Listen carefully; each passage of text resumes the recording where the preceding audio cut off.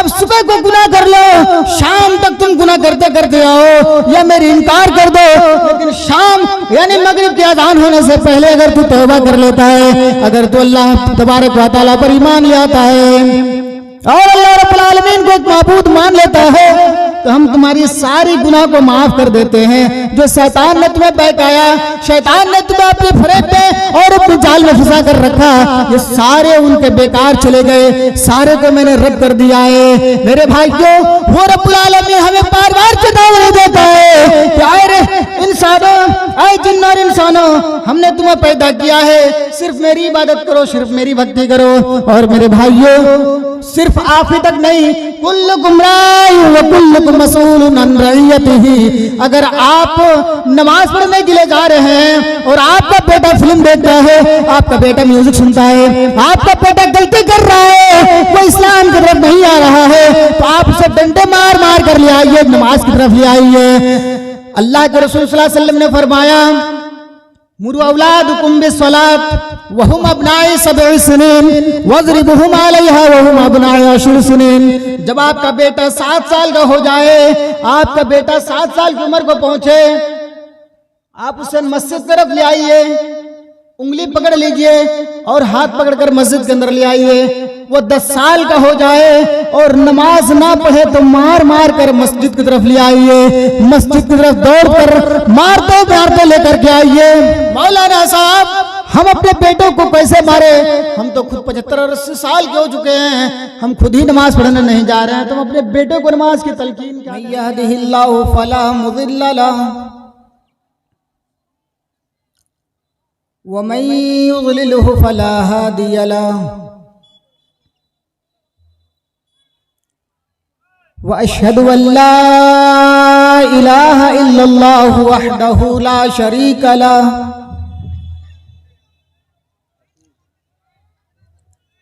व अशहदु अन्न मुहम्मदन अब्दुहु व रसूलुहु। अम्मा बादु फ़इन्न ख़ैरल हदीस किताबुल्लाह व खैरल हदी हदी मुहम्मदिन सल्लल्लाहु अलैहि वसल्लम व शर्रुल उमूरि मुहदसातुहा व कुल्लु मुहदसतिन बिदअह व कुल्लु बिदअतिन ज़लालह व कुल्लु ज़लालतिन फिन्नार। अऊज़ु बिल्लाहि समीउल अलीम मिनश शैतानिर रजीम। बिस्मिल्लाहिर रहमानिर रहीम। वमा खलक़तुल जिन्न वल इंसा इल्ला लियअबुदून।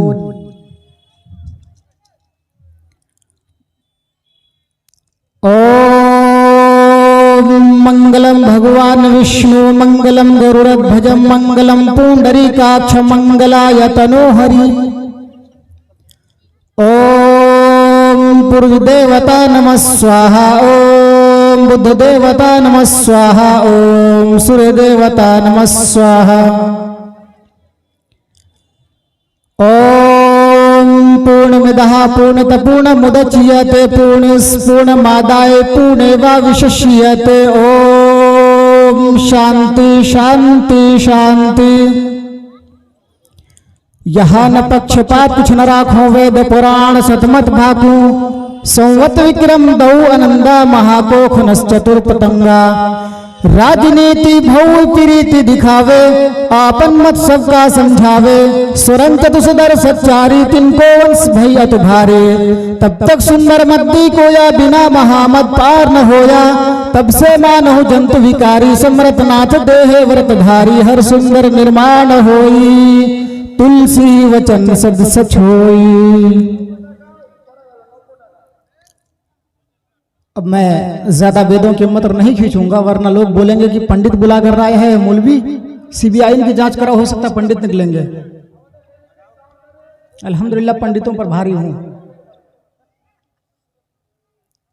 रब्बि इश्रह ली सदरी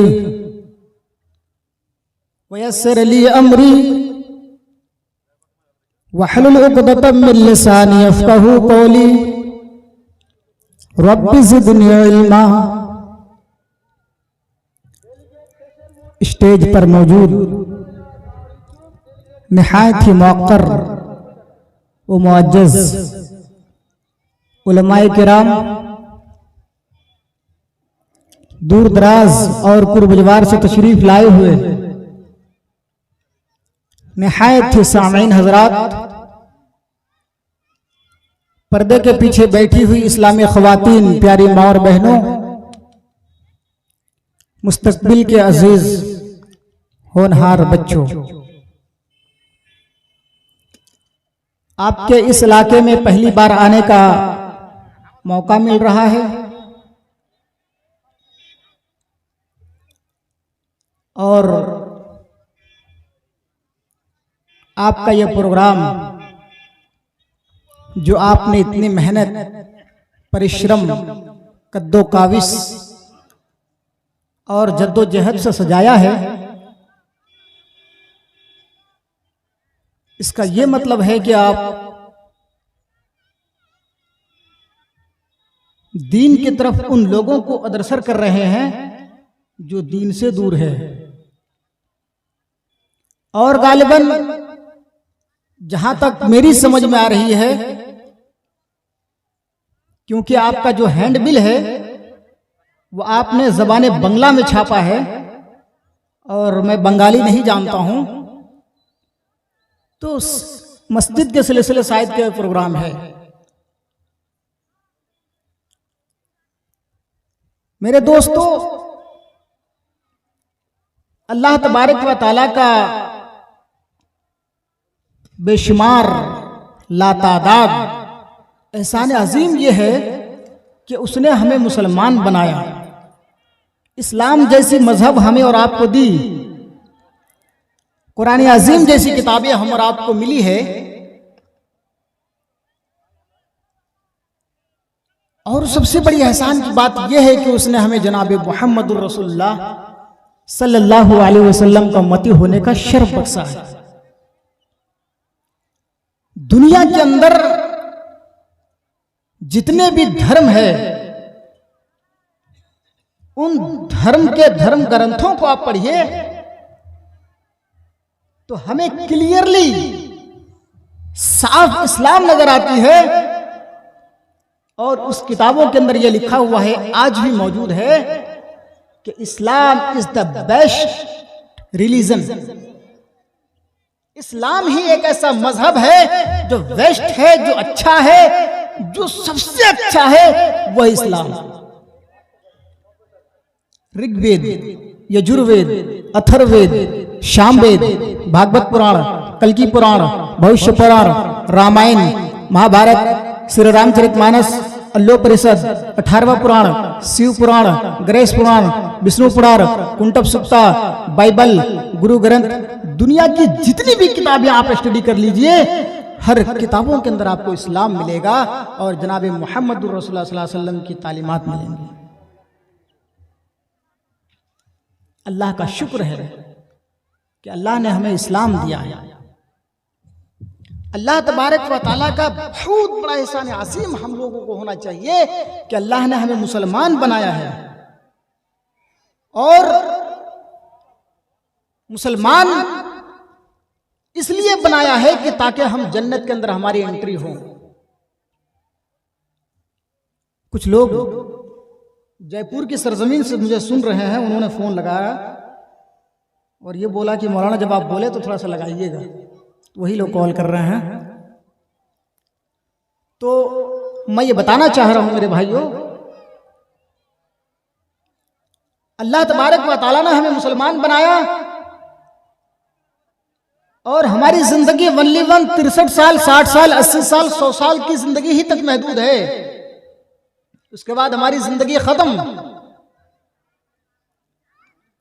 कोई ये नहीं कह सकता है कि मौलाना साहब इस दुनिया के अंदर हम आए हैं तो हम 1000 साल और हमारी मौत ही नहीं होगी, हम कभी मरेंगे ही नहीं।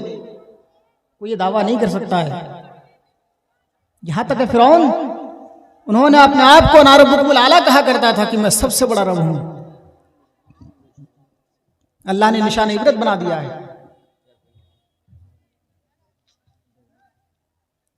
अल्लाह तबारक व तआला ने हमें मुसलमान बनाया और ये जिम्मेदारी हमारे ऊपर दी कि आपको 5 टाइम की नमाजें पढ़नी पड़ेंगी।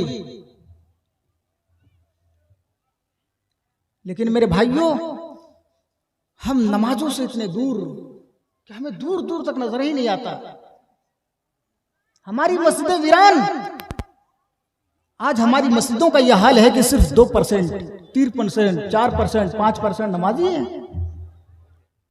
और हम अपने आप को मुसलमान कहते हैं, अहले हदीस कहते हैं।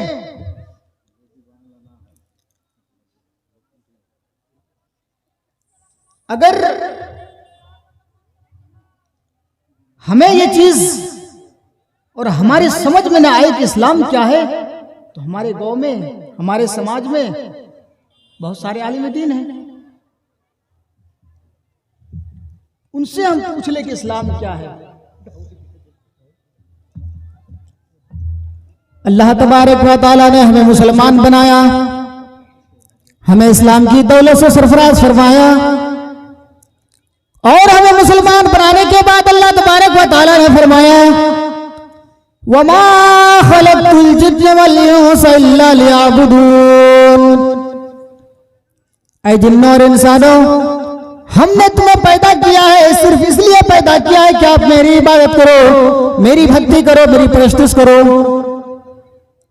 आज अल्लाह रब्बुल आलमीन का मकसद ये है कि आप मेरी इबादत करो, मेरी भक्ति करो, मेरी परस्तिश करो। मेरे मुसलमान भाइयों, आपका 2 बेटा, 4 बेटा, 5 बेटा होता है, आप उसको कोई काम के लिए अग्रसर करते हैं। आपका 4 बेटा ये काम तो कर लेता है जिसका आपने हुक्म सादिर फरमाया, और वही 5वां बेटा आपका काम नहीं करता है, आपकी बात नहीं सुनता है, आप उसे ज़मीन और जायदाद से बेदखल कर देते हैं, आप उसे घर से भगा देते हैं। आप ये कहते हैं कि तुम्हें हमसे कोई सरोकार नहीं है, इसलिए कि मैंने जो हुक्म किया है आप नहीं मान रहे हैं। जाओ मेरे बेटे, तुम मेरे ज़मीन और जायदाद से बेदखल हो जाओ। मेरे भाइयों, अगर वही इंसान, आज वही इंसान हमें, हमारा 4 बेटा मेरी बात मानता है लेकिन 5वां बेटा मेरी बात नहीं मानता, हम उसे जमीन और जायदाद से बेदखल कर देते हैं, जमीन और जायदाद से भगा देते हैं। मेरे भाइयों, वो रब्बुल आलमीन, वो संपूर्ण जगत को पैदा करने वाला,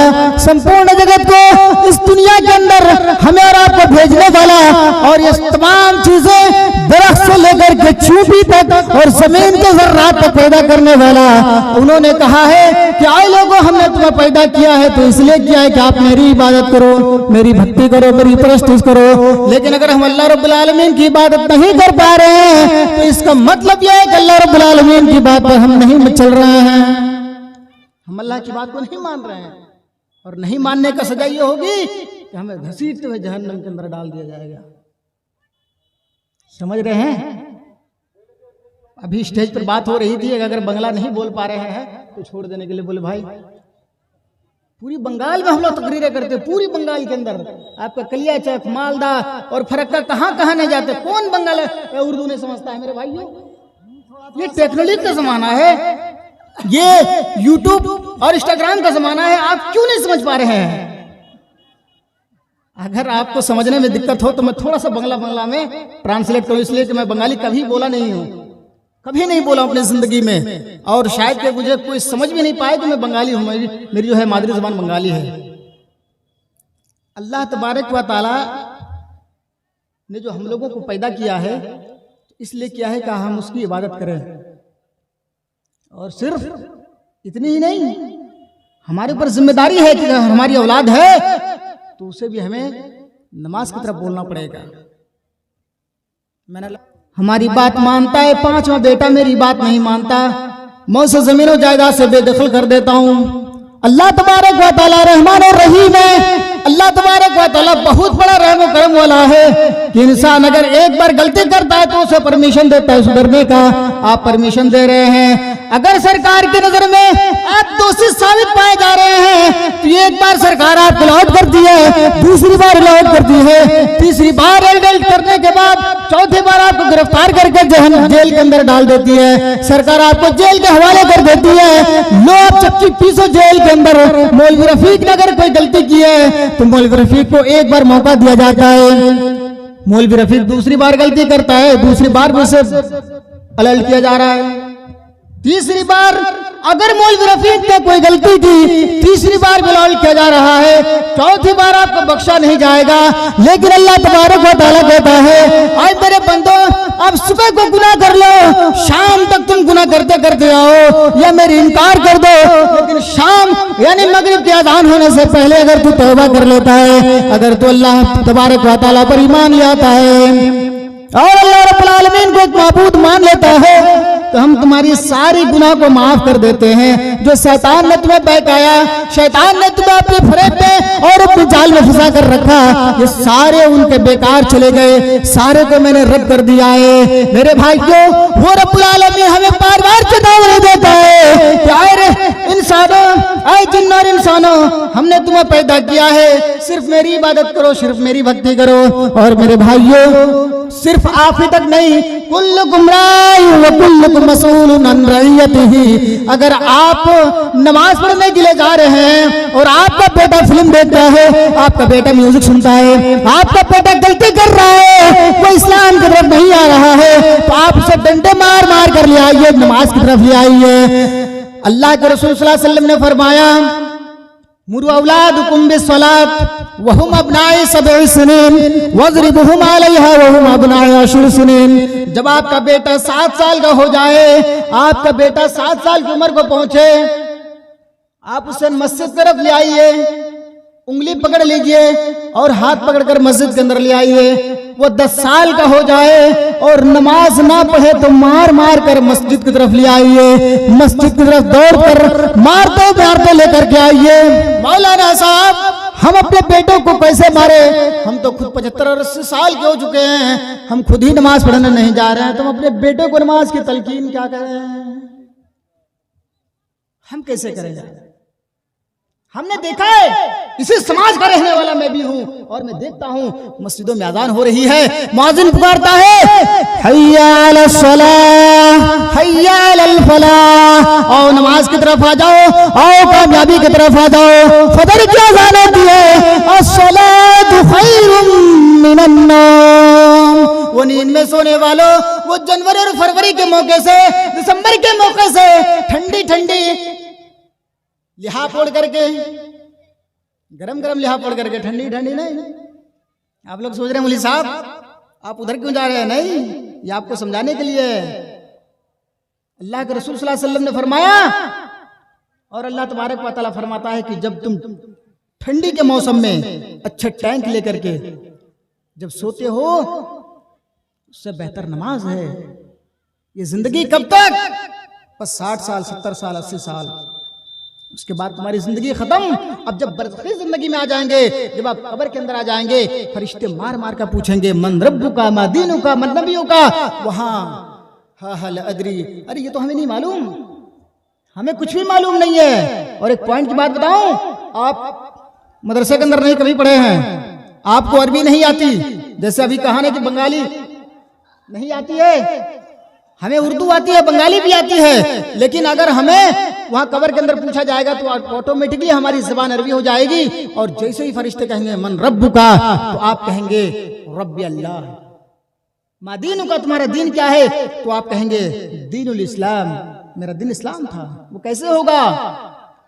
जब आप 63 साल की जिंदगी, 60 साल की जिंदगी, 70 साल की जिंदगी आप अल्लाह रब्बुल आलमीन की इबादत में लगे होंगे, आप अल्लाह रब्बुल आलमीन की इबादत में उस जिंदगी को गंवाए होंगे, कटाए होंगे, तब जाकर के आपकी ज़बानें अरबी हो जाएंगी। और जैसे ही 2 सवालों का जवाब आप देंगे, तीसरी बार अल्लाह रब्बुल आलमीन की तरफ से ऑर्डर होगा, आए मेरे फरिश्ते, मेरे बंदे से क्या पूछ रहे हो, मेरे बंदे से क्या सवाल कर रहे हो? आओ जन्नत के दरवाजे खोल दो और जन्नत का बिस्तर लगा दो और इसको दुल्हन की तरह सुला दो। जब तक कयामत नहीं होगी, इसे उठाया नहीं जाएगा, इसे जगाया नहीं जाएगा। आज एक नौजवान की शादी होती है और नौजवान जाता है बिस्तर पर अपनी बीवी को लेकर के, तीसरा आदमी उसे जगाने वाला नहीं होता है, तीसरा आदमी उसे कहने वाला नहीं होता है कि आओ मेरे बेटे, सुबह हो गई है, चलो चलते हैं मैदान की तरफ, अब चले चलते हैं गांव की तरफ, शेयर करते हैं। ये तो आपको नहीं कहा जा रहा है, आपके ऊपर इस जिम्मेदारी बनती है कि अगर आपका बेटा बिगड़ा हुआ है तो आप उसे सही रास्ते में ले आइए। अल्लाह के रसूल सल्लल्लाहु अलैहि वसल्लम ने फरमाया, सबातु युज़िल्लुहुमुल्लाहु फी ज़िल्लिही यौमा ला ज़िल्ला इल्ला ज़िल्लुहु वअद मिनहु शाबुन नशा फी इबादतिल्लाह। आप बूढ़े हो चुके हैं, आप जो इबादत करेंगे वो आपका काबिल कबूल जितना नहीं होगा और जितना स्वीकार नहीं किया जाएगा, जितना एक्सेप्ट नहीं किया जाएगा, उससे ज्यादा हमारे नौजवानों का हाल होगा। नौजवानों का इबादत अल्लाह रब्बुल आलमीन के यहाँ बहुत ज्यादा पसंद है। अल्लाह के रसूल सल्लल्लाहु अलैहि वसल्लम ने फरमाया, सबाअतु युज़िल्लुहुमुल्लाहु फी ज़िल्लिही यौमा ला ज़िल्ला इल्ला ज़िल्लुहु वअद मिनहु शाबुन नशा फी इबादतिल्लाह।